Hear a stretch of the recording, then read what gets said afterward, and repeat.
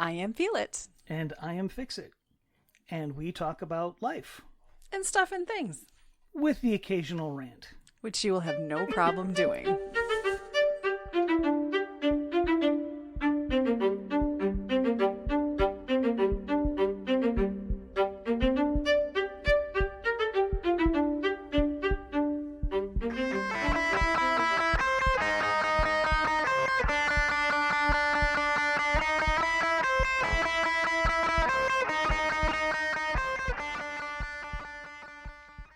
Hello.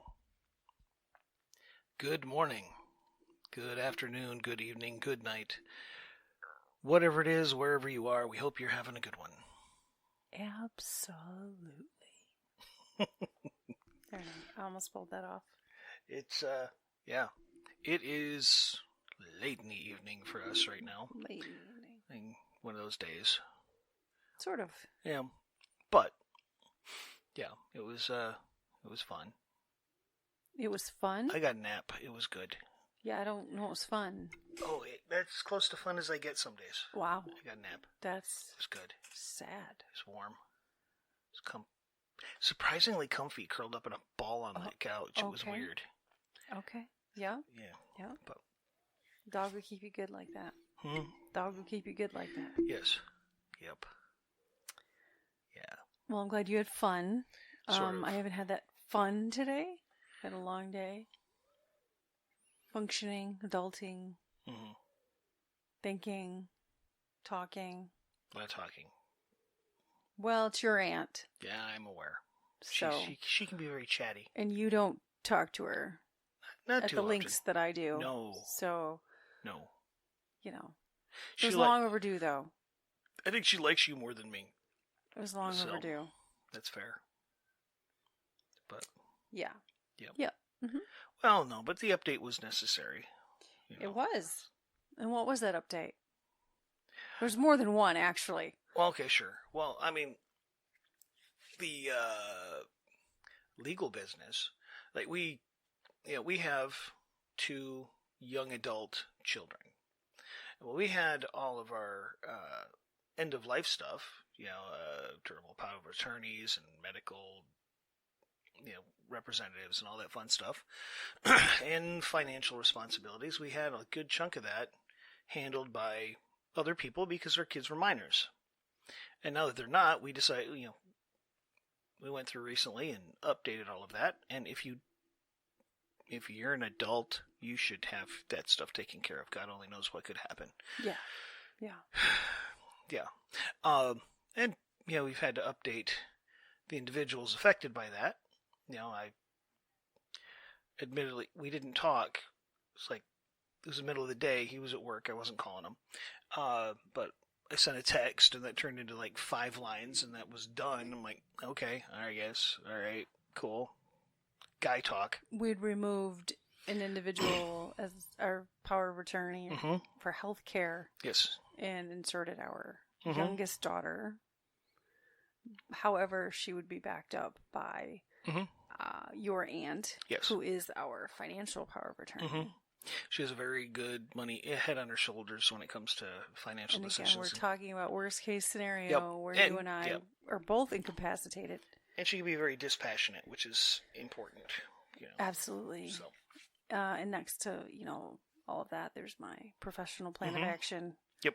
And you got a business somebody and else clients, needs to be so that has to be, take care of that. Yes, most definitely.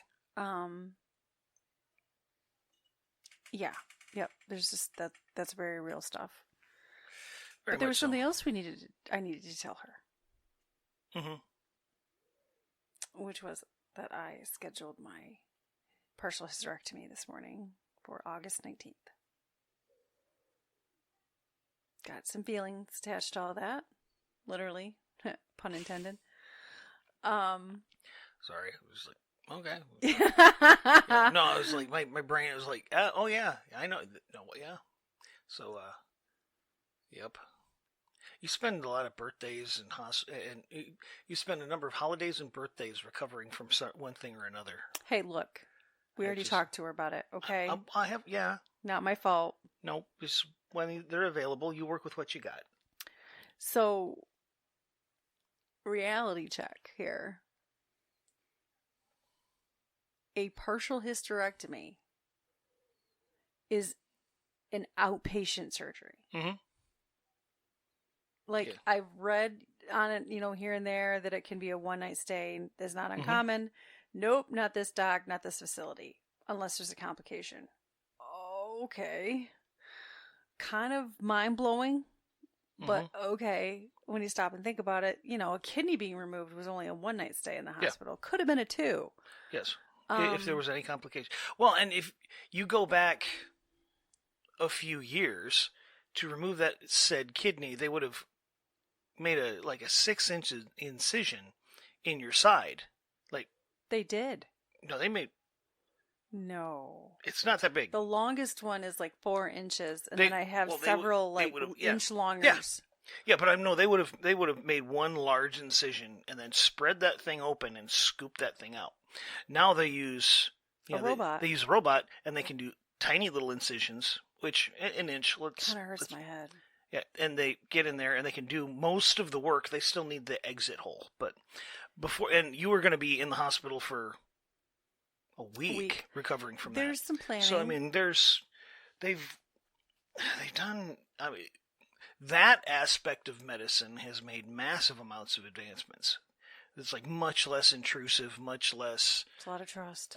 Yeah, a lot less unnecessary physical trauma. Sometimes you got to get in there and do what you got to do, but they've minimized it so recoveries are way faster, complications are way down. It's that, like I said, that aspect of medicine has made massive improvements. So there's that, which is cool, which is good, but at the same time, my brain can't wrap around it. Yeah. I'm sorry. Yeah. The amount of pain, my brain. Mm-hmm. Yeah. Yep. They give you some morphine patches and just taking a nap now. That'd be great. That would be awesome. I knew a guy with morphine patches. He was messed up. Sure. It was a long time ago. Sorry, this tangent. I believe he had cancer. That's the guy I'm thinking of. When he mowed lawns. Mm-hmm. Yeah. Anyway, not me. His legs were shot. Mine would be up. Yeah. pain, and I wouldn't be getting morphine, I'm sure. Too bad. But not nowadays. Those days are done. But at least not take home. Got some planning to do, things to consider. I've got time to do that. I'm grateful. 2-week recovery. It'll be good. We'll be bringing it up again in the future, I'm sure. But that was today, and it kind of hit me a little odd. But hey, I had some blood work done, and my kidneys are doing good. Kidney. My kidney is doing good. Wow, that was reflex. Definitely good to hear and, that. Yeah, it is what it is. I'll process the feelings as it gets closer. But yeah, I had a very long conversation with her while you napped. Saw clients. It was just a long day.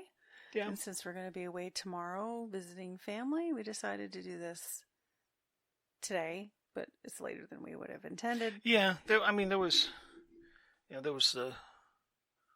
Again, you had to work. I worked last night. Tail end of a very long week. Really long week.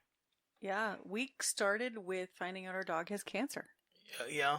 Yeah, that awesome. was not on the list of things I thought I would experience. No. A beautiful little brat baby. She has a mast cell tumor. Which is kind of ironic. Incredibly. But let's back up. So last summer when we noticed that mass and we talked to the vet about it at an annual checkup, that particular vet said, yep, dog's getting older, lumps and bumps are a thing. Yep, sure, experienced this with the previous dogs, so didn't think a lot of it. Yep, it's changed color on and off and shape and size and blah, blah, blah. Yep, okay. One on her chest, one on her leg. Doc didn't like the look of the one on the chest. Mm-hmm. Said, I'll do a biopsy for nothing. Okay, thanks. Let's do it right now. The one on the leg is a cyst. The one on the chest is a mast cell tumor, which is malignant. Okay. Now what? You remove it and hope it's not metastasized, which she said 95% of them do not. And considering she doesn't have any others and she doesn't have any other symptoms, she does not think it is an issue. They won't know until they take it out and biopsy it, but she's confident it's likely confined to that tumor. Okay. Now, why is that ironic? Because I have mast cell activation syndrome. Yes. So as the vet was trying to explain to me and ask questions about her symptoms, I have them. I just didn't realize how they appear in dogs. And now I understand. So when her face turns so red when we walk her, that's a histamine reaction. When she's itching herself like crazy, usually after we walk her and rubbing her butt more, it's because of a histamine reaction, which is exactly what they describe in humans. The itchiness, the rash, the heat intolerance, specifically when it comes to physical activity. I did not put it together.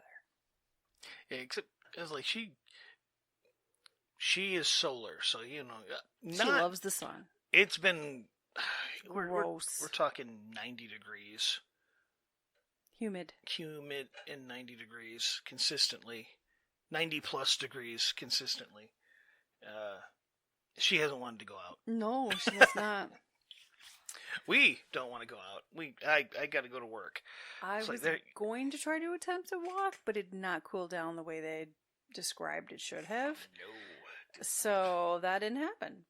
But yeah, just kind of a sad, crappy moment. I mean, yep, she can have this surgery and have it taken out, but then she's going to have, this incision that's going to need to heal. And just about the time she's recovered, I will be having my own surgery.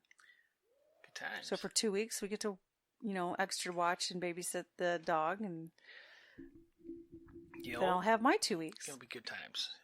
Might have to stitch her into the shirt, to be honest. They suggested a shirt rather than a collar. You suggested put a Might shirt have on to her. stitch her into it just to make sure it stays on. Maybe. That'll be fun. Yep, to cover it and give a layer so she's not messing with it. Yep. She wouldn't be able to, reach it with her mouth or her can't. paw. Her back paw, yeah. I mean, she could Maybe. kick with her leg. Yeah, she's so muscly, she can't reach a lot of herself. It's hysterical to watch. You really want to. It's like you want to turn on the zoomies. There's a spot on her back right by the base of her tail. She can't reach it for anything, so it's always a little bit sensitive. So you just scratch right there. It's instant zoomies. She goes absolutely ape. It's hysterical. That surgery isn't until August 5th. So, just trying to keep a positive perspective on all that. And okay. Yeah, it's like I come across as very nonchalant about a lot of things. So it's not that I don't care. I just figured out a really long time getting all worked up about it only makes it worse. Like, okay, this is what I'm dealing with now. Okay, so I guess this is what we got to figure out. Basically. Okay, we'll get through on the other side of it. We'll look back and go, okay, all right, that was messed up. Just one of those weeks. And I kind of realized we've had a number of people who listen to our little thing that we do from European countries and Australia, which is still a little mind-blowing to me. So when we say 90-some degrees, you're more familiar with with centigrade rather than Fahrenheit. So I work midnights, and when I get to the shop at night, we're running 80, 88 to 90 plus degrees. So somewhere between 31 and 35 degrees Celsius. Thank you for converting. Yeah, just put that out there. There's I've seen a lot of posts of people absolutely freaking out about the heat wave in Britain, and they were freaking out like 20. Yeah, they're talking 25 to 27 degrees Celsius. It's like, that's what we set our AC to. They're complaining about what we have right now in this room. That's their heat wave. Like, we've been, our AC unit is killing itself to maintain that. It's, so, a little perspective. I get, they're not used to that. I mean, to be fair, I understand that. I get it. It's all a matter of perspective. I just, holy crap, that's funny. Then again, you go over to the Middle East, and the heat I'm complaining about is the cool of night. So, I get, it's all a matter of perspective. It's just, holy Very moly. much. Yeah. I just don't like it. Yeah, well, when you're talking mid 90s, mid to high 90s, and really, 80 to 90% humidity, it's pretty unpleasant. I don't think anybody would really find that to be a really great day. Our youngest does have a lot to say about it, yeah. No, she's joined me at the factory for the summer, and she is not a fan of the heat. No. Not at all. But she has the basement room with the AC unit in it, so she gets blasted with the freshest, coldest air, and it settles down into her lair. So she's still middle of the night, or middle of the day, underneath her little nest of blankets. I have some trouble feeling for her on that. Yeah, I'm really, it's like, if you want, ready to trade rooms with her, I'm going to have to break out that tiny, tiny little violin, the squeaker. We're here when she leaves. I'm going down. Go for it. The TV will probably still be on. She never shuts that thing off. It's annoying. Just saying. It's the dad gene. It pops up every now and again. When TVs were giant vacuum tubes, they sucked a lot of power. Modern TVs, they trickle power. But still, it's like, it doesn't need to be on. Shut it off. What the heck? Come on. Is it that big a deal? Come on. Off. I know. You have to ask her why she doesn't. I don't know. Yeah. I don't know. It's one of those. We're good. I'm good. It's all good. I'm just... updates. You okay over there? Updates. You alright? Yep. Okay. Well, until we hear from somebody telling us otherwise, updates just seem to be part of the deal. So I don't mind. Yeah. If All people right. are sick of hearing it, then maybe they should say something. Absolutely. You're welcome to Please tell me do. you're sick of it. Please do.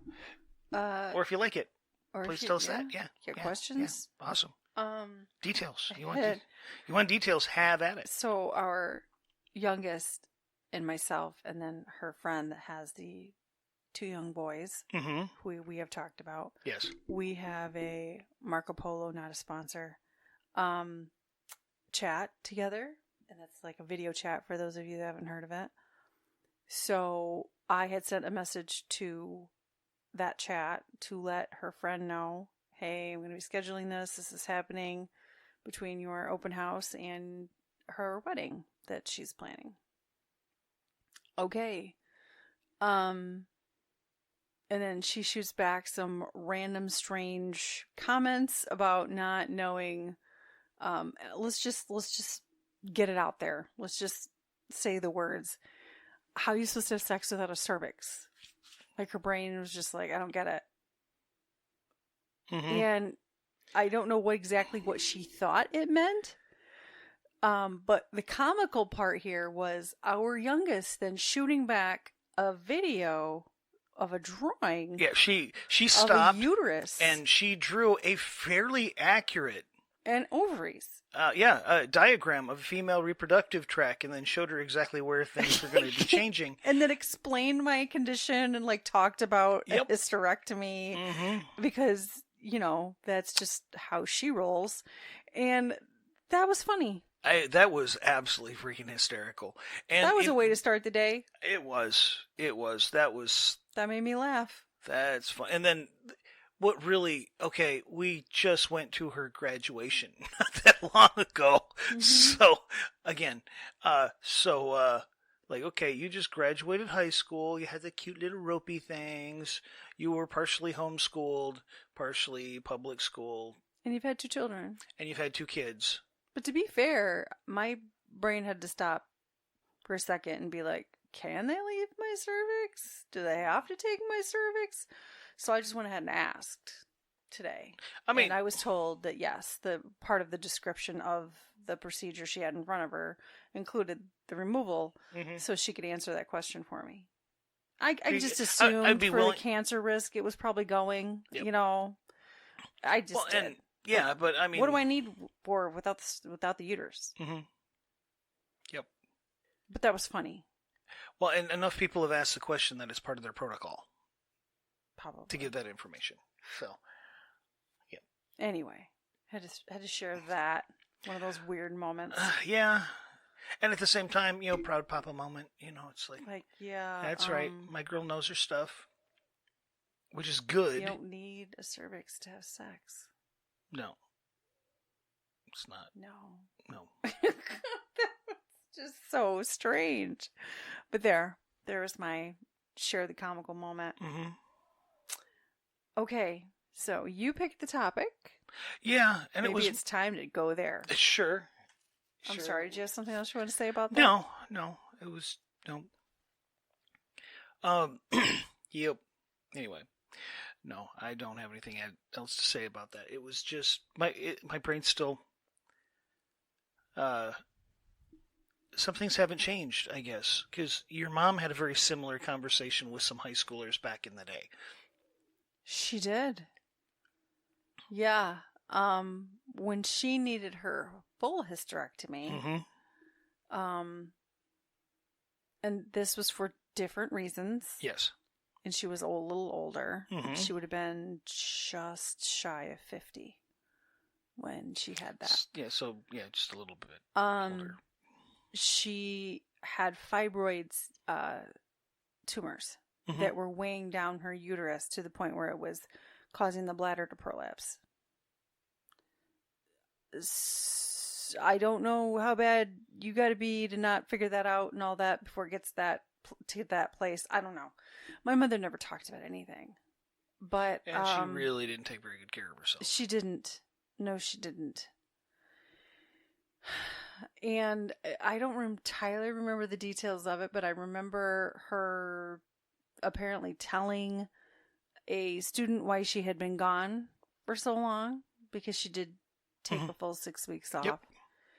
She had a very physical job, manual labor job as a custodian, and it was at a high school. Yep. And she was very well liked. She was very, very well liked. Your mom was a And trip. The student, I don't entirely remember, basically my mom ended up giving a sex ed lesson to this student Yeah. because she didn't understand, where and what the ovaries and She uterus She didn't know what a for. uterus was. And And, yeah. yeah. A high schooler. A high schooler didn't know what a uterus was. And it's like, that's basic biology. I'm sorry. You have a body. You And should then my probably mom know a little bit about it. very awkwardly answered her because she didn't know what else to do, even though she didn't know if she should have. But That's stuff that yeah. they should have covered that happened. way before high school. I mean, we're talking basic biology. Yeah. I mean, you don't need to get into a lot of specifics. If they don't feed steak to a baby concept, it's like, but at some point in her Crazy. educational career, there should have been some basic human biology. Are you aware that you have 2 eyes and 2 kidneys, right? It's like you normally, most people. I mean, most people. Most people. I don't know. Yeah. That That was years ago. was years ago, which means the system hasn't improved. At Just like best, the that- system hasn't improved. Just like the male friend of our children who, Mhm. when our daughter's friend was first pregnancy, he revealed that he did not know what a placenta was. Mm-hmm. And this was some Yeah. young man had graduated already from high school and gone to Michigan Tech Yes. for a semester Okay. Yeah, but nerd school, just I'm just trying to put some perspective here. it's a really good school. But yeah, nerd tech, yeah. But I mean, I'm still not saying it was acceptable. That is unacceptable. That is a massive failing in education. Oh gosh. It's like, well, and it's like, did they not teach it or did you not pay attention? Because there's two different things. But this is 3 different people across 3 different locations and 3 different schools, and none of them knew what the heck was going on. It might not just be the students. Anyway, being a guy who can't get pregnant, who doesn't have to deal with that, I'll give a little bit of leeway there, but at the same time, Maybe that kinda. level of ignorance It's pretty bad. that's pretty bad. That's again, there's a failing in the system.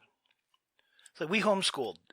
I mean, for the most part, there was a few external classes kind of thing, but we homeschooled, and we made sure that we covered that kind of stuff. This is your body. You better understand it because it's a complicated system and things go wrong. And then, as you had stuff, we didn't hide your issues from them. We explained the issues that you were dealing with. It's like, okay, this is your kidney's being stupid. It's growing friends. These are what the friends are. These are what they look like. Here's what the images look like. Those aren't supposed to be there. So that they understood what was going on.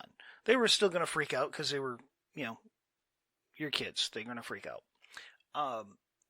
It's like kids want to believe their parents are indestructible, and That would be great. that would be awesome if it'd be awesome if parents were actually indestructible and infallible. It's not the truth. And it was, I didn't see the point in hiding that stuff from them. It's like, that's just going to cause them harm in the long term. But they were also older, so it's like they could handle more details rather than, yeah, you're kind of sick, your kidney's being silly. We got into details. But ignorance is never... They were adults at that point. Yeah, ignorance is not darn near. not a good thing in any case. No. Yeah. And they grasped and they moved on. And the better they understood it, the more comfortable they became with the situation, as comfortable as you can get. But it does make one concerned. Just a little. Little concerned. We live with it, but still concerning. That's the general public, y'all. Yikes. Ugh. Okay, this is also a little bit funny. Before we get started, like I said, our youngest is working at the factory that I work at. Yeah. And I have heard multiple times from different people in different positions that work with her, including some machine operators from the other shift, that she's an excellent worker. She works hard. She stays busy. She asks questions. She gets clarity. When they ask her to do something, it gets done. And they're very impressed. It's like she's a very good worker. If she wants to extend it, it's like I would happily take her in a heartbeat. It's like, cool, that's awesome. And I tell her, it's like, I don't get it. Like, what do you mean? What do you don't get? It's like, you do good work. It's like, I'm just doing the bare minimum of what they ask. It's like I said, okay, take those parts, put in the box. And when that box is full, you put another box up there. And then, oh, well, this one machine's all cut up. Go over to that one and do the same thing. Why is this hard? I didn't say it was hard. I'm saying you do it well. And it's like, yeah, well, and how many people do you work with that don't do it well? Well, there's a lot. And it's pretty simple. Yeah. And they can't do it well, but you can. You are. Maybe they just don't want to. Maybe they gave up. I don't know. But you are doing a really good job where other people aren't. I don't get it. Like, I understand that you don't get it. But you do. It's like when we talk about working with people, we're not talking about working with people like you.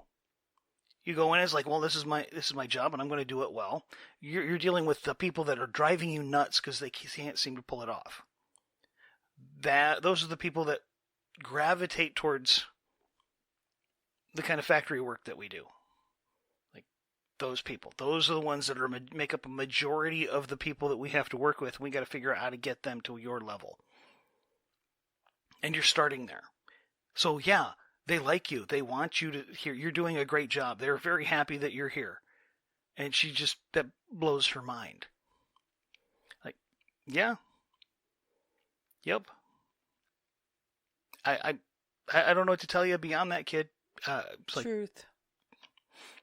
and there's a whole lot of, you could probably get into that at some point, I guess. But there's a lot of statistics that kind of follow along with that based on very old documented studies done by the. Yeah, we're not doing that today. But no, but it's an interesting conversation nonetheless. Okay. Maybe someday. Anyway, Thank you for sharing. okay, just to well, it's like I'm going to tout the laurels of our youngest Mhm. when Yep. she tries to blend into the background a lot, so she's very introverted, so she's in a lot of ways she's kind of like me. She's the person in the background. It's like, hey, you need something done, okay, you go do what you got to do. I'll let you know when I'm finished, kind of thing. It's like I will do what you need in the background and go get it done, and everything's going to be great. She's kind of in that vein, kind of like I am. So she doesn't do things that get a lot of attention. Our oldest, she likes to be a little bit more noticed. So she gets that kind of recognition a little bit more naturally. So, got to spread it around a little bit. Give credit where credit is due. She's doing awesome. So She is. she is. And she's chuckling because this is really easy. Like, yeah, you just got to deal with the heat. And you got to deal with showing up when you don't feel like showing up. It's like, oh my gosh, it's 90. Full job. Yeah, it's 90 at night. That is terrible. Ugh. Yup. Yup. It most definitely is. It's rough. But Ooh. hit Hit And- the thing. when printers attack. Yeah. Sorry. It's one of those. It's all good. And I'm going to leave that in just because. Yeah. Yep, Why 'cause it's wouldn't life. you? Anyway, okay. So I read this and it kind of it articulated a concept I've talked about with people. You're probably feeling it a little bit right now. Well, I mean, no more than I have for the last while. So I mean, it's Oh, come on. As our daughter's friend pointed out in her response video, you got to have that annual surgery, as one should. Little smart ass. And then I stopped and thought about it. And this will be year 4 in a row. Yep. But 2023, I had 2 big Mhm. ones. Yep. So, definitely counts. Not saying it didn't. But Anyway. So anyway, I'm gonna it's long. it's a long discussion. It's a long post. It's a long post. But I'm going to actually quote, because I'm pretty sure this is an original posting based on what's here. From the Warpaint Journal. On Twitter /X or whatever you want to call it. Anyway, your spouse is the one who'll sit beside you when your parents die, who'll hold your hand through childbirth, who might have to bathe you if you're too sick to stand. This isn't just about butterflies or date nights. It's about choosing someone who shows up in grief, in mess, in uncertainty. So no, I don't believe love alone is enough. Commitment, maturity, and the ability to endure life's ugly parts, that's what sustains a marriage. Because when life gets painfully real, romance won't carry you. Character will. And the truth is, forever is only possible with someone who knows how to stay when it's hard to love. And True in many aspects in life. Yeah. But most certainly marriage. yes, and I mean marriage and friendship. To be fair, Absolutely. the true friends, the Genuine ride friendship. or die, in the foxhole with you, Yep. friends. So yeah, that. Yep. And and Absolutely. and I like the fact that it doesn't discount the about the butterflies or the date nights. It doesn't discount them. It's just that's not going to be enough to carry you when things get rough. Mm. Because at some point the butterflies, they're hard to maintain. They're momentary, and the date nights, it's like they're a moment. They're an evening once in a while.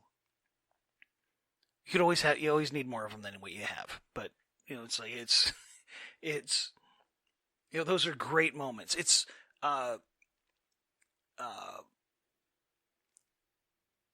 Jordan Peterson. It's like your life is not a walk on the beach in the Bahamas. Might have said Jamaica. What? That's not your life. Your life is what gets you there. It's all of the stuff that happens.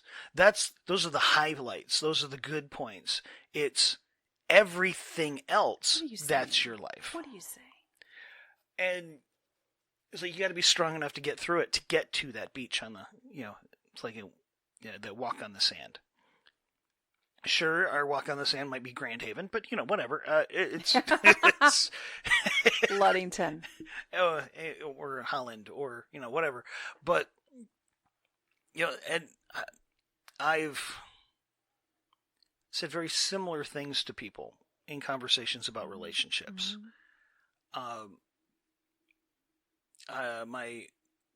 The apprentice that we're working with, he's engaged. They're getting married later this year. And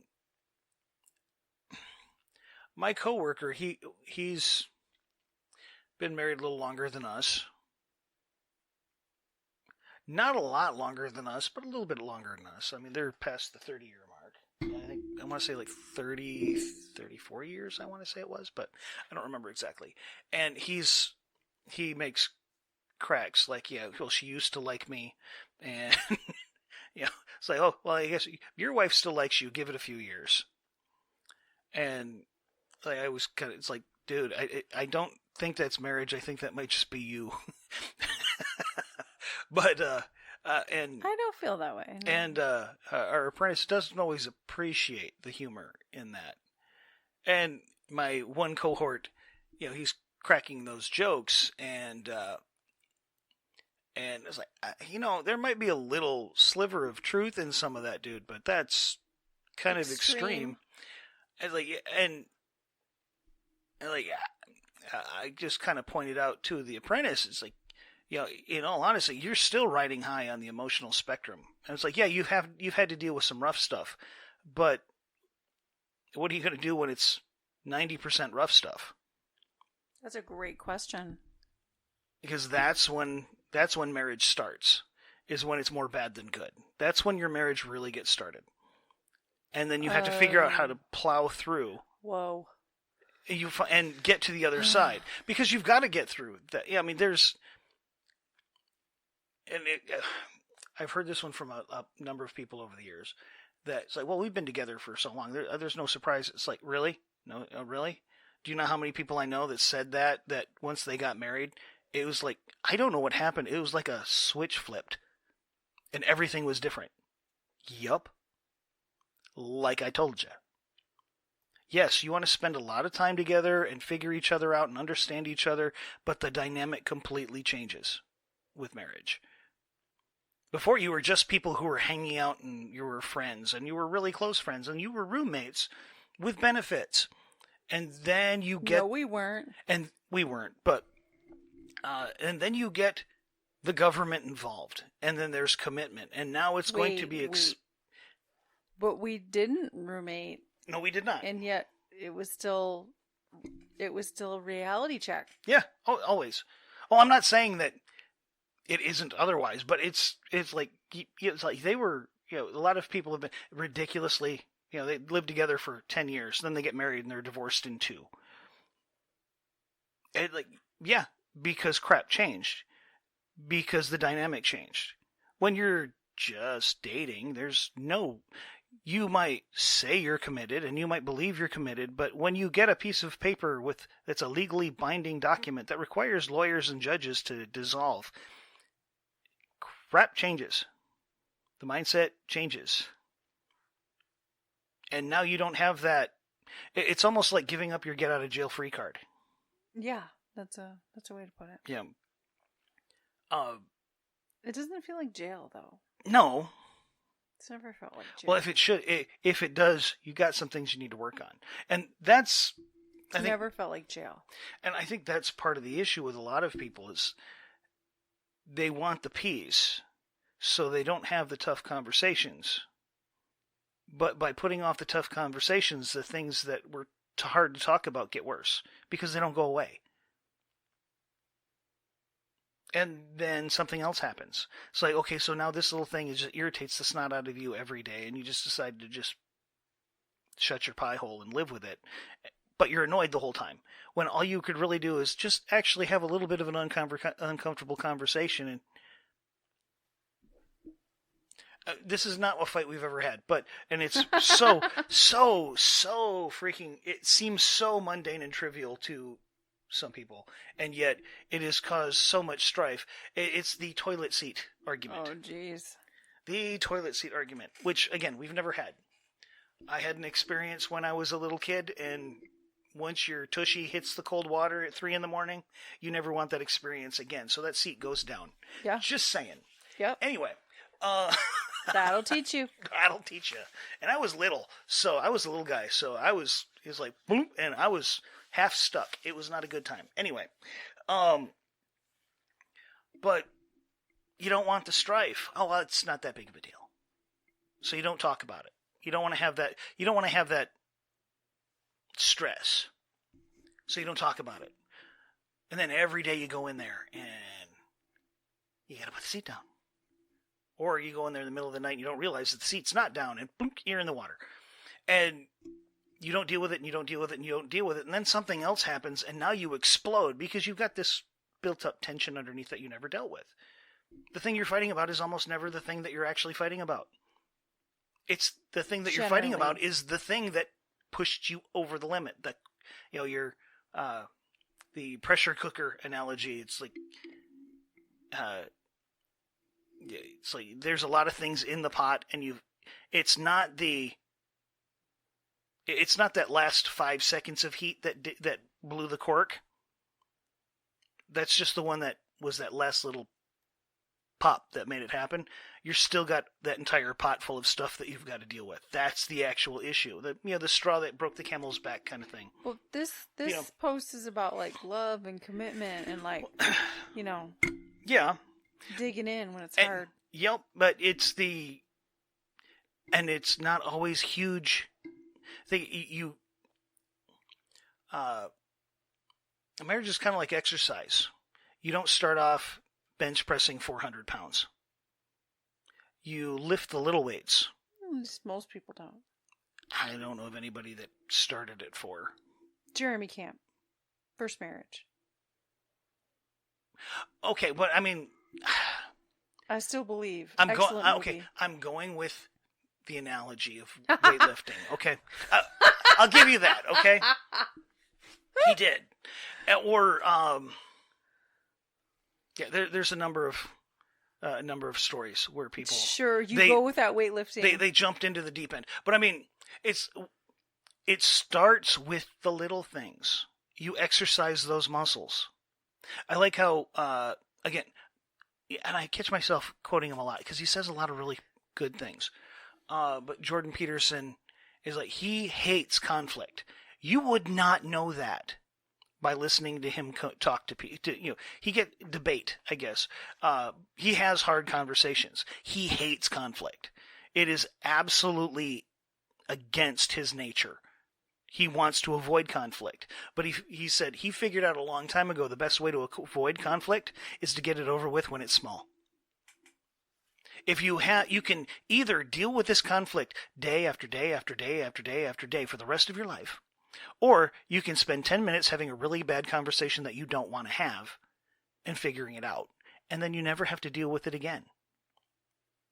So even if you only deal with it 1 minute a day for the rest of your life, that's years of your life wasted. Or you can have 10-minute conversation, just get it over with. It's like, yeah, I am a very agreeable person. And that's where the commitment starts. That's where the hard work and heavy lifting starts. That's why when your world blows up, or your kidney inflates because you grew friends, or, you're... Yes, make this a little bit more practical, man. Come on. We had worked through a lot of things, and to be fair, we're still, you're never really, unless you become stagnant as a human being, there's always going to be new stuff. Oh my gosh, come on. Really? But, I mean, what? The fact that I like work and earn money? What are we working around? no, but I mean, stuff comes up, you deal with it, and you move on. I suppose. You know, or you avoid it and you never deal with it, and you never deal with it properly, so you deal with it improperly for the rest of your life. It just seems that's way too much stress. Nobody needs that kind of stress. But you get to the end goal of that lifelong marriage by dealing with the little hurdles, so that you're not dealing with the little hurdles when the big hurdles show up. You know, you got the plate spinning in the air, and then an earthquake happens. It's like you can deal with balancing all of these spinning plates on poles. A younger audience will have no idea what that is. Probably not. Check out old variety shows, spinning plates on YouTube. It's interesting, and at the same time, absolutely pointless. It's a pointless talent. It's a stupid people trick. But you could, or juggling for that matter. It's like, yeah, you can either you get the ball and then you deal with that issue and then you put the ball down and you never deal with that ball again, or it pops back up and you go, no, we dealt with this. Oh, we need to adjust. Okay, we adjust, and then you put the ball back down again. Or you can keep that ball in the air and then another ball shows up and another ball shows up and another ball shows up. So now you got 20 balls in the air, which is impossible. Nobody can handle that for any length of time. And then, oh look, chainsaw. And now you got 20 balls in the air, and you're trying to get a chainsaw into the mix because you got it. The chainsaws come in one way or the other. So I'm the chainsaw. Well, not you, but life is a chainsaw. All right. I mean, I could have been a chainsaw. Well, I mean,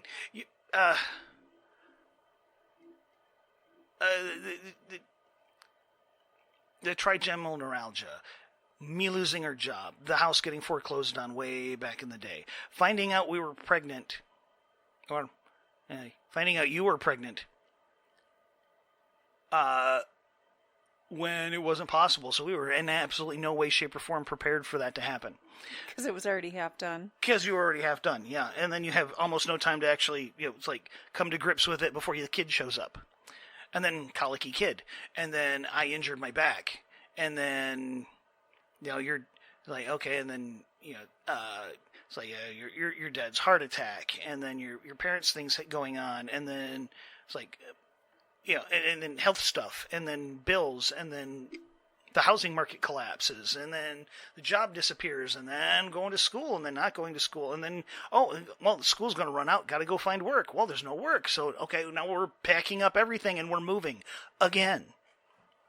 I'm like, okay, well, that worked out. It's like, okay, now we can find a more permanent place. And then we pack up and move again. And then, okay, well, it's time to change that job because things are getting really weird. And it's like, oh, look, change jobs again.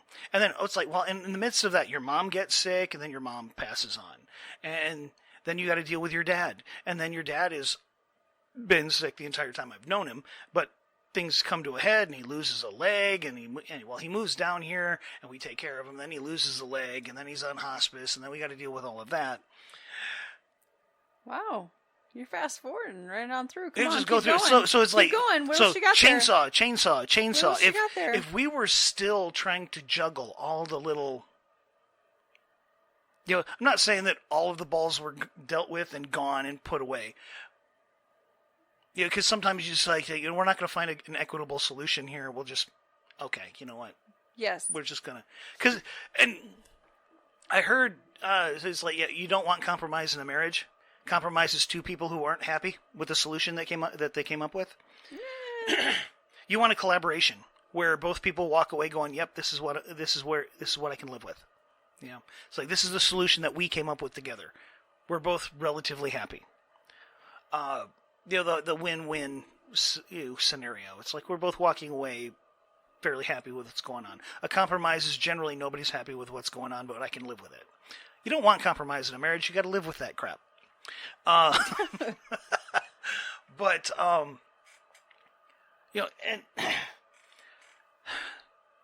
not saying it's not hard. Sometimes there are days it's just, man, you just want everything to be easy. Do we want another surgery? Do we want to have to figure that out? No. Okay. I don't want you to have another surgery. I don't. I'm not gonna lie. No, I don't. I don't. I mean, yeah, outpatient. That's that's kind of it's good in its own way. It means they're so confident in its success rate and lack of problems that it's like, yeah, you don't need to stay. That's amazing. It still sucks. That's not like, yeah, you get to go home. You get to go home and feel like that. Oh, I don't know if that's an improvement, dude. That's really sucky. You send in the good stuff because there should be some good stuff. Okay, just saying. But if we didn't build the muscles to carry the load by dealing with a lot of other little things, we wouldn't be in a place where we can carry the load when the bad stuff happens. When the big illnesses show up. You know, your mom passing was a huge it shook everything. It did. And then your dad coming down and with that was a load to carry for a long time. And you don't get strong enough to carry the load by just grabbing the load and going. You have to build up those muscles beforehand. And I have had some experience with that. Yeah. And I kind of said it before, you know, it's like when you really, truly choose something, you know, it's like... But this mentions character. Yeah. Character. Well, and like... Will carry you. Yes. And I've made comments about character before, had conversations about the character thing. It's like you paraphrase, character is what you do when nobody knows you're going to do it. It's like when nobody's eyes are on you, what you're doing, how you behave, how you act, what you do. When nobody's going to find out, that's who you really are. Everything else is an act. And the goal is to turn the person you are in private into the person you want the world to see. It's the truest test of character. That is the truest mark of character. But when commitment, you know, when you truly commit to something, I'm going to make this happen, then there's so many decisions that are already made for you. I don't have to think about that. I don't have to deliberate. That's going to get between me and the goal. So it's a no. Period. Well, this is going to get me closer to my goal. Okay, well, that's an automatic yes, because closer to the goal. It's closer to the goal. Period. I don't have to think. The commitment is made. When, you know, and that's the part that people don't get. It's like you might want to not make, like, well, I made this commitment to this, but I really want to do this thing over here. I want to go over here. I want to do this. Whatever it might be. It could be, you know, if you know that your spouse has if your spouse has an issue with you gambling, let's say, also not an issue I've ever had to deal with, and you know that going and playing cards with the guys in Vegas for the weekend, which you may have done 1,000,000 times before, is going to put a wedge in your marriage, but you really want to, did you or did you not commit to making your marriage work? Like, if you made the commitment, it's like, even though I want to go do this thing, I made a decision. That decision's already made. It's going to cause us grief. It's going to harm our relationship, not better it. Even though I want to go do the thing, no. I'm staying the path. That's marriage isn't the your marriage starts when things go bad. It's not when everything is good. It's really easy to be married when everything's great. Like when she finds out you're a jerk, that's when the marriage starts. You know, it take a pretty talented person to be able to hide a lot of that. But this, everybody, to me, this is just it talks more about like it is the hard things. Mm-hmm. The truth is, forever. I'm going to quote it again. Sure. And the truth is, forever is only possible with someone who knows how to stay when it's hard to love. Yes. Well, and we all have those days.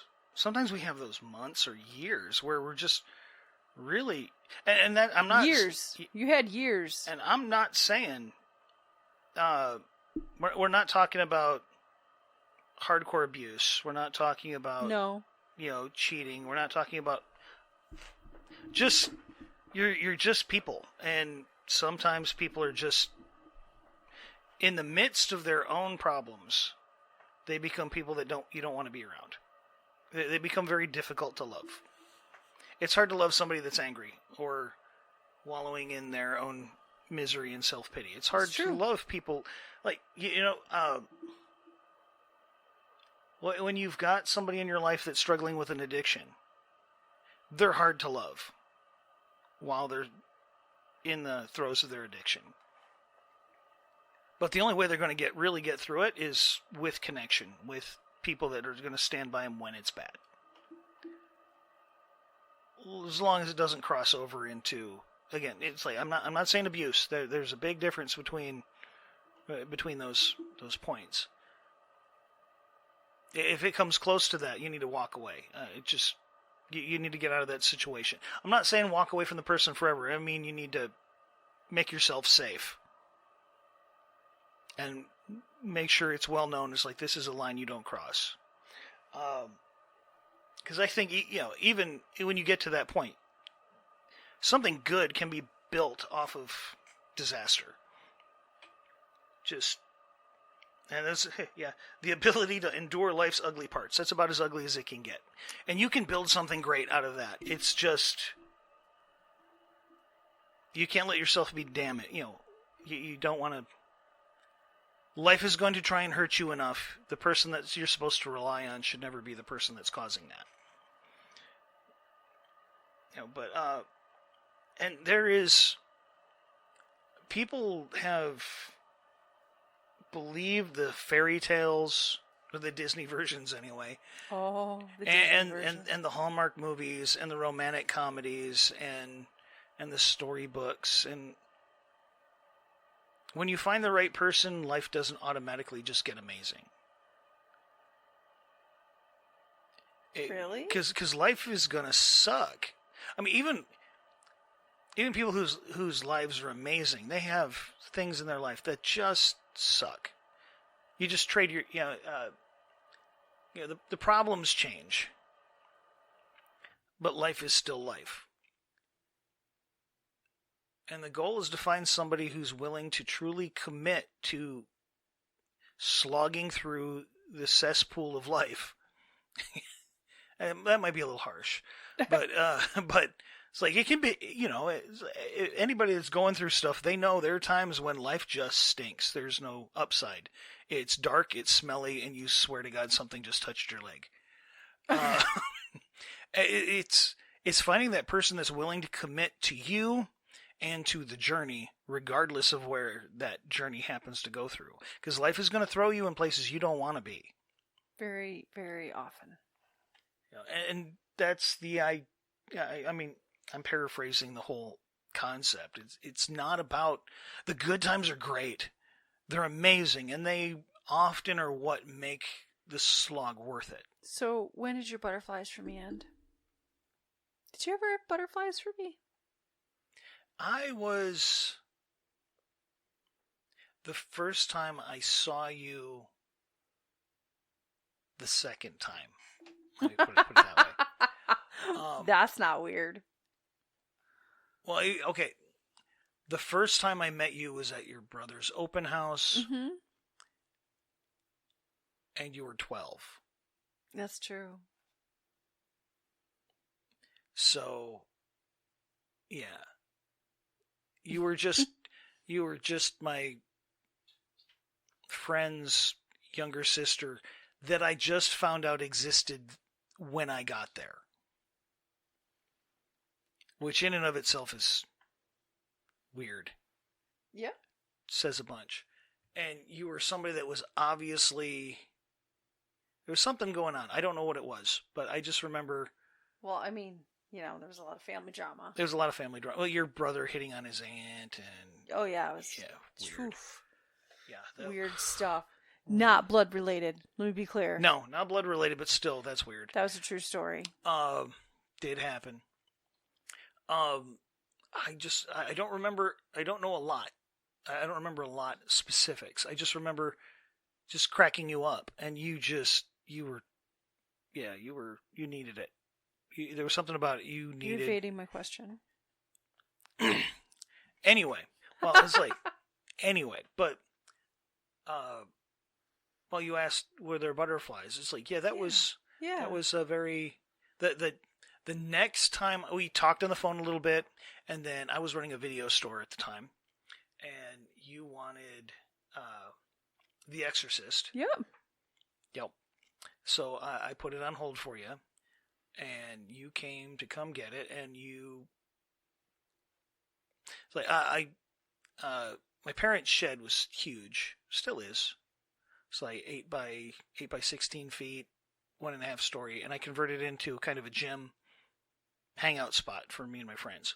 And I was out there, and you knocked on the door, and I slipped. Yeah, I caught my just before the door opened. Yeah, I fell on my backside. Yeah. Yep. Anyway.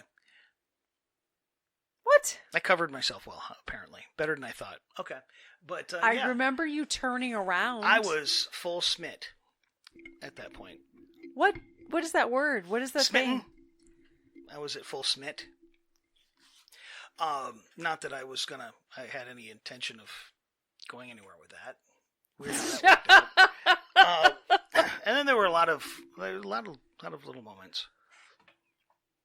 Did you have butterflies? You still haven't answered my question. Yeah, like I said, I was at full smit. And then there are moments where it's just there's the innocence of the in first times of stuff that are very special, I guess. And you gotta remember those butterflies. That's anxiety. Oh my gosh! It's physiologically it's anxiety. So yes, there have been a number of times, but I mean, if you're just talking the warm fuzzies that you just kind of sit there and smile. Yes, I have those moments off and on, and I have the whole time we've been together.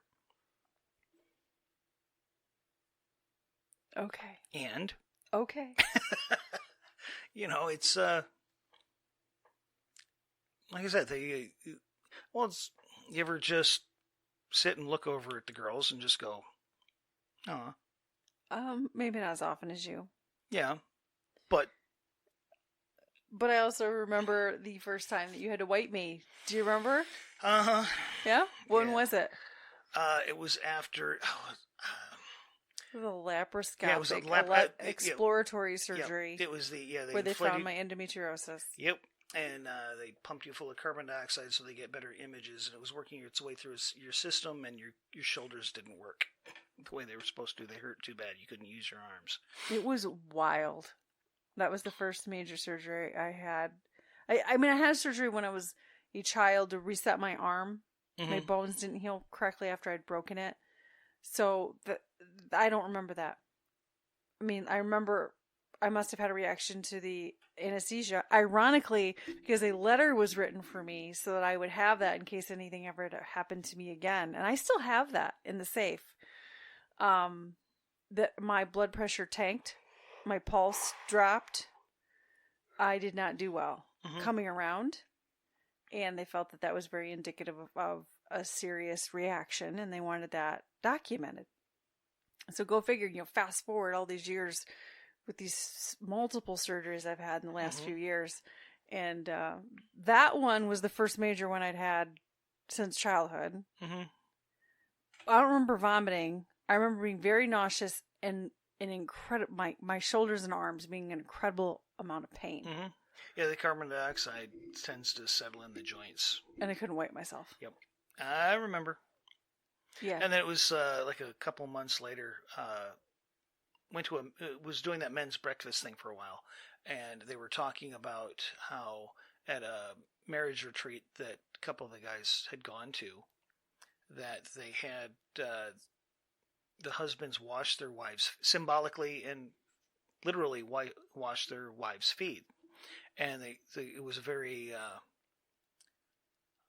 humbling and just and I'm like, well, I didn't wash your feet. I don't know if you would have used the word humble. Yeah, I mean, it was, yeah, I mean, I don't know if you've had to do anything like that for me since then, though. I don't recall that. no, I mean, And thanks. I've been through Let's way be more honest. since then. Let's be honest, I'm very thankful that you haven't been in a position where that was necessary. No. And I've been through way more.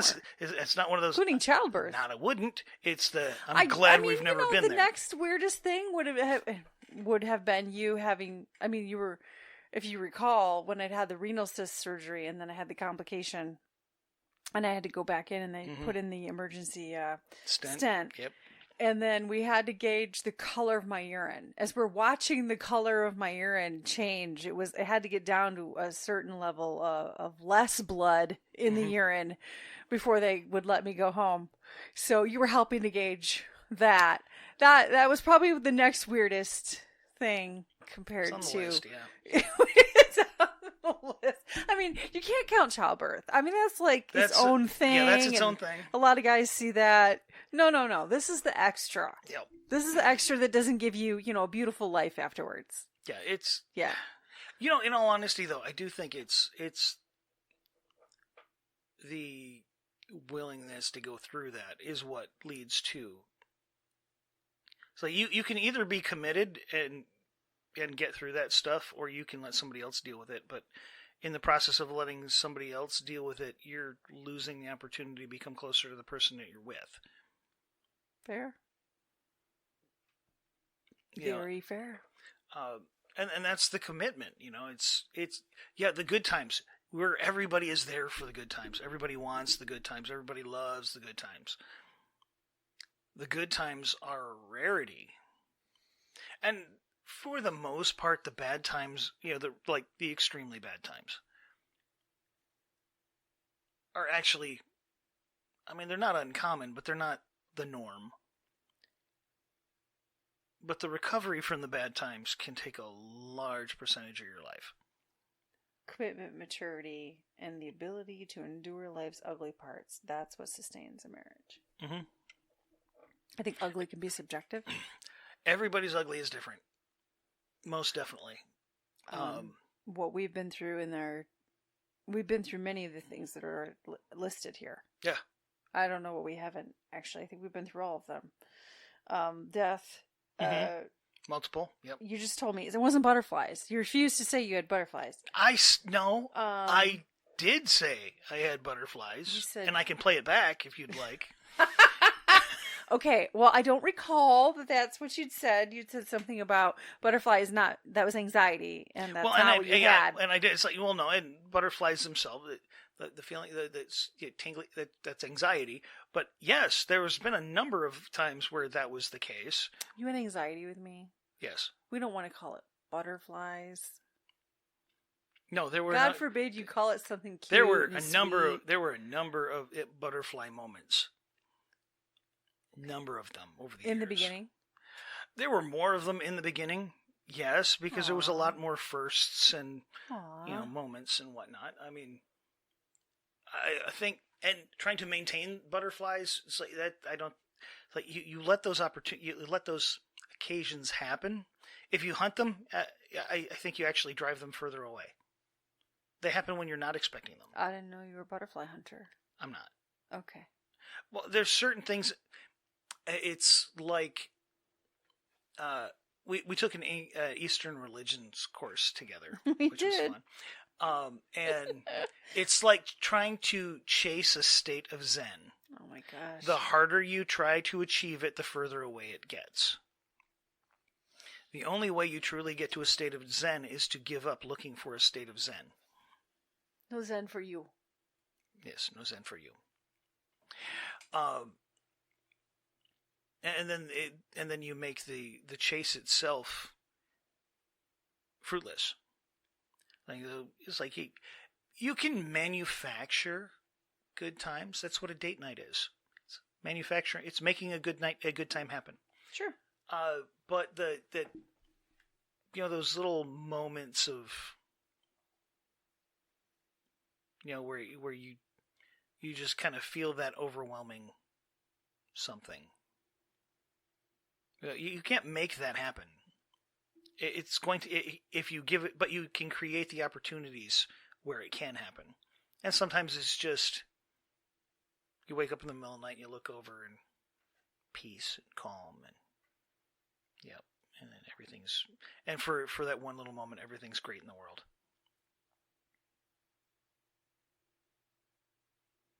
Aw. Yeah. Aw. But but like the prompt, it's in the trenches. You build your marriage in the trenches. You Thank God things were better by the time we did. you create, you build the muscles and the habits and the skills by dealing with the little things, by slogging through the stuff in the beginning, by making it. You can either work yourself and get hard and get tired, or you can work yourself and get better. And you commit to making yourself better for yourself and for your partner and for your relationship. You commit to it, so when bad things happen, you're ready. As ready as you can be. As ready as you can be. And then you're already committed, and you're truly committed, and you've exercised, you've exercised those muscles. It's like, I'm here, period, next. So when the really bad stuff happens, it's like, yeah, I'm not going anywhere. It's like you lock arms and we're going to get through this together. I think that is, if I'm going to end with an idea, it's taking this another step. You commit to your partner, and your partner commits to you. There's the part of the marriage vow, the classic marriage vow. Not everybody uses it, but I think they should, because there's a lot of truth in the concept of forsaking all others. That's doesn't mean that the rest of the world doesn't exist. It just means that they're no longer your priority. You hear it's like, hey, they're joining the family. No, they're not. You're losing your person, and the other family is losing their person, and they're creating their own family that has to be the first priority if it's going to work. And that family, when kids happen, the kids are third. The marriage relationship that brought the kids about is the priority. And your kids will be better off for it. I've never seen a well-adjusted, well-behaved, good kid who was brought up in a household where the kids were the priority. But where the husband and wife were like, nope, we're in this fight together, and you come third. Love you with everything I've got after her. Because, something happens to you, we'll just make more. That was a weird statement. Well, I mean, figuratively speaking, like you prioritize your spouse and you put your kids directly beneath them. Ironically, I just had mentioned to a client this morning, as she was expressing the mental and emotional abuse that her father tends to and has tended to push on her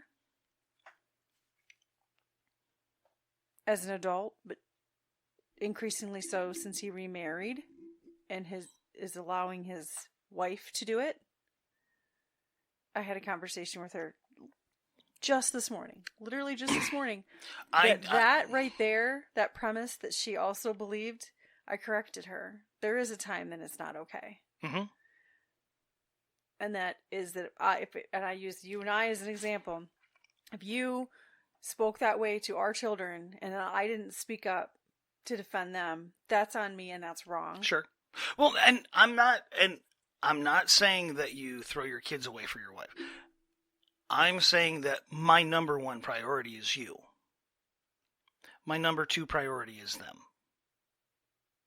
So It's a balance you learn. The first priority is our relationship. I'm not going to let the kids jeopardize our relationship. Fair. But I'm also, my job as a parent is to make sure that I have trained them up to be the best human beings that they could possibly be. Not who I think they need to be, who they actually can be. And you don't do that by dragging people down. That's fair. Your kids will, well, people generally will never attain more than the limit you put on them. If you tell a kid their whole life they're only going to be this much, they're never going to be more than that.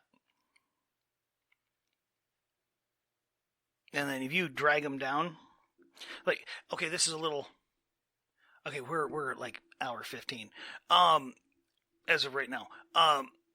So, question: is this client married? No. Okay, just curious. Sorry. Side note. Okay, doesn't matter. Long-term boyfriend, but not married. Playing the game without the commitment never ends well. They don't live together. No, I'm just...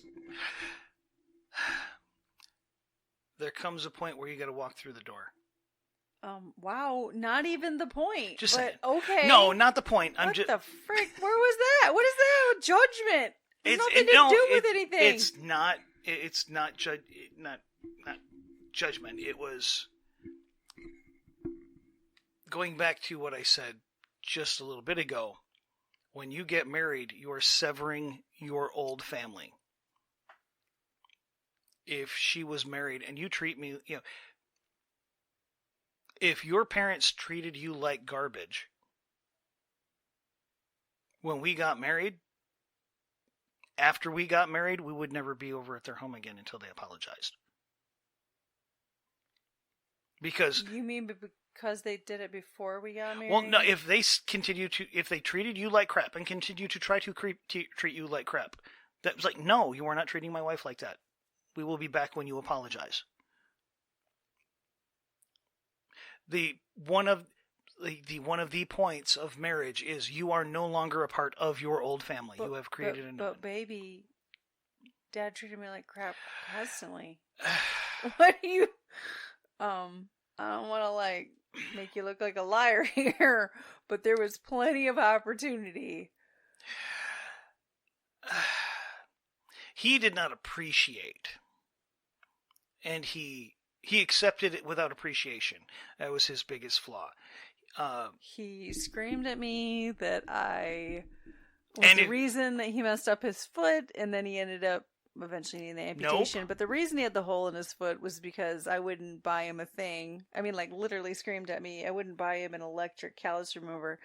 That the doctor told him he shouldn't be using.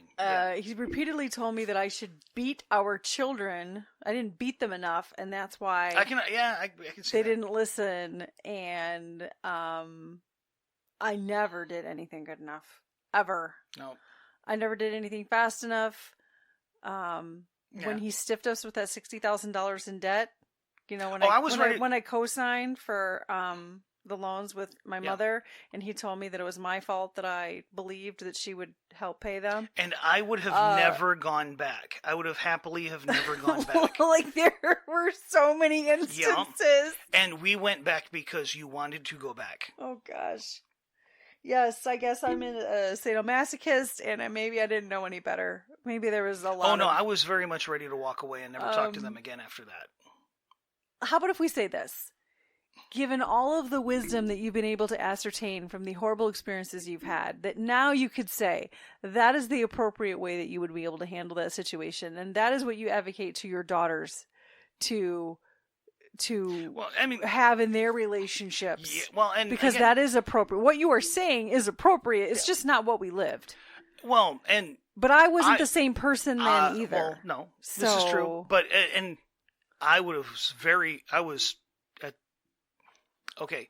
When you said you co-signed on this stuff, I was ready to walk away, right then and there, done. And then when your parents stiffed us, so that we got stuck paying for... No. So Who I got knows? stuck paying off Mom. all that crap. I was very happily never have gone back. I mean, I know we just went down some roads, And but I would have very. and we need to come yes. back. And you chose to Again, like okay, all right. different I mindset. I will Different respect mindset. that. I was What you said is Never. appropriate, never happy with but that. that's not what we did. So now we can be done. Yep. Anyway, That's a long one. That took some turns. That was a long one. Anyway, just saying.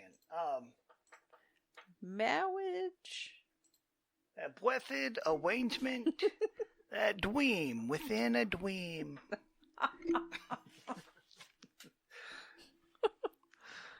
It's a great movie. Mm-hmm. Load of bollocks, but it's a great movie. Princess Bride. Yes. Great movie. It's total BS. Throwing it out there for anybody that doesn't know. If you haven't seen it, stop what you're doing. Stop watching this. Stop listening to this. Whatever. And Stop watching. if you're on YouTube, you might be watching the little thingies move. Anyway, go check it out. Oh, what a long day. It's an amazing. Yeah. Hmm. It really is a long day. Anyway, with all that, With all that, with all the craziness, with all of everything else, I want to keep giving you butterflies. is that a euphemism? Because I kind of hope it's a euphemism. Wow. Oh, wow. Sorry about that, folks. No, you're not. A little bit. Anyway, with all of that, I'm Fix It. I'm Feel It. We hope you join us in the future. Until next week. You all have a great one.